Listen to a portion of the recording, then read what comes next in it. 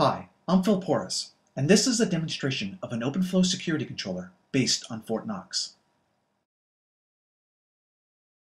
FortNox is a security extension to the open-source Knox controller, and here we will demonstrate one example of many potential automated threat response services that one can build using the FortNox security directives.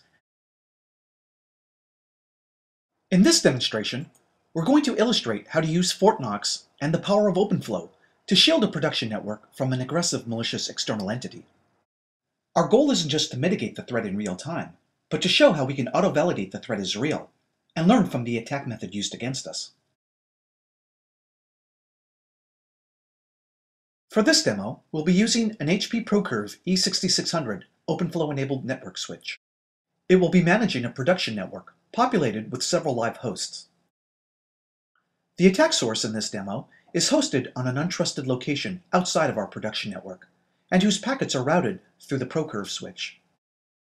The switch itself is managed by our OpenFlow security controller, which is implemented using the FortNox security kernel.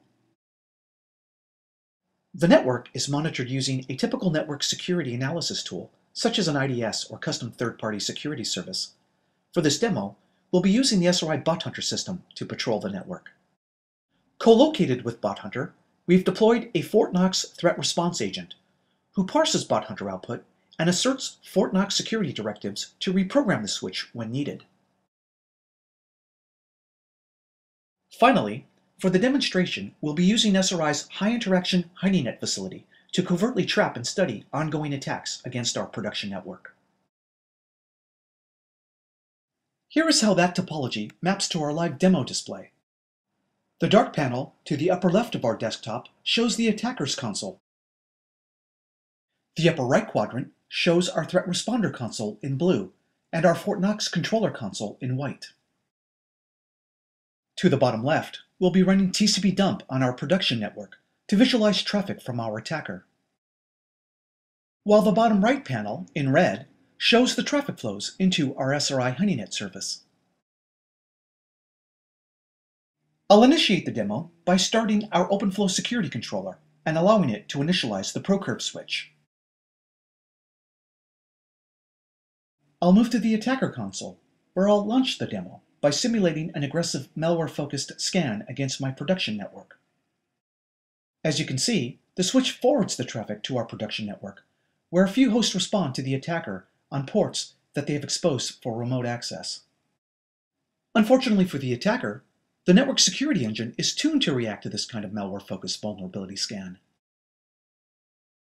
It reacts by telling FortNox to temporarily redirect flows from this potential attack source into the HoneyNet for further study.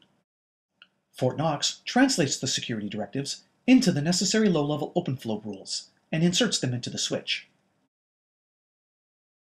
The OpenFlow switch now effectively shields the production network from the attacker's scan, shunting these flows into the HoneyNet for further study.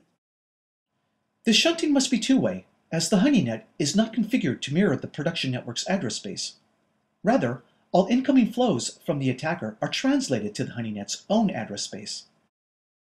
And all outgoing flows to the attacker are rewritten to appear as though they were produced from the production network. Looking at the results of the scan, the attacker thinks he has found many hosts within the production network to infiltrate. I brought up Metasploit to demonstrate one tool the attacker might use to execute such an infiltration. Let's select a host from our production network's address space, say the .13 host, and launch a classic buffer overflow attack against it.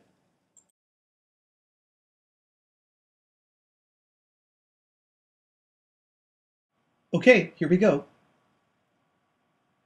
Wonderful!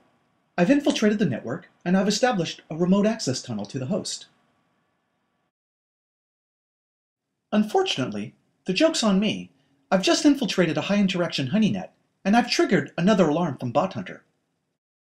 With proof now that I'm a pretty bad guy, the threat responder can direct FortNox to permanently block me from all future communications with the network.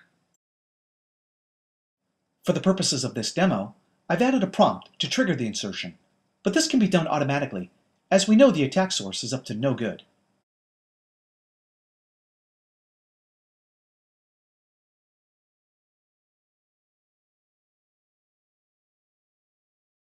Now, when I attempt to use my remote access tunnel to the host, I find I've lost my connection.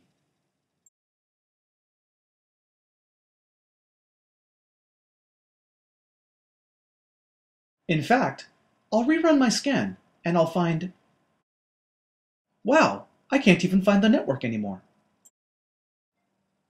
Well, that's our demonstration of a network reflector net using FortNox. Thanks a lot for your interest.